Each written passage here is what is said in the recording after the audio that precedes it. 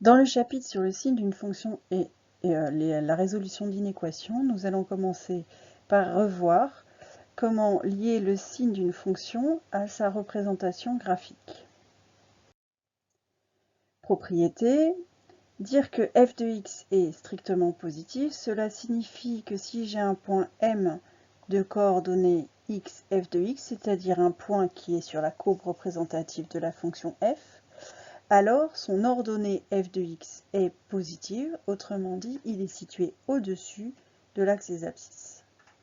Par conséquent, si j'ai une fonction qui est définie sur un ensemble df et représentée par une courbe c, cf, les solutions de l'inéquation f de x est strictement positif. Ce sont les x, donc les abscisses des points de la courbe, qui sont situés au-dessus de l'axe des abscisses. Et les solutions de l'inéquation f de x négative sont les abscisses des points de la courbe situés en dessous de l'axe des abscisses. Ça veut dire que si j'ai une courbe comme ceci, quand la courbe est au-dessus, l'ordonnée des points est positive. Donc, ici, les x qui sont là sont les x tels que f de x est positif.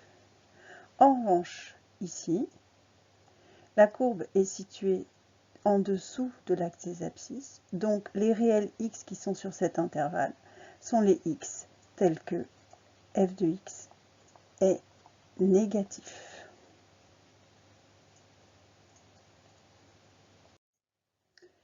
Exemple, on considère la fonction f dont la courbe représentative est donnée ci-dessous et on nous demande de résoudre graphiquement l'inéquation f de x supérieur ou égal à 0.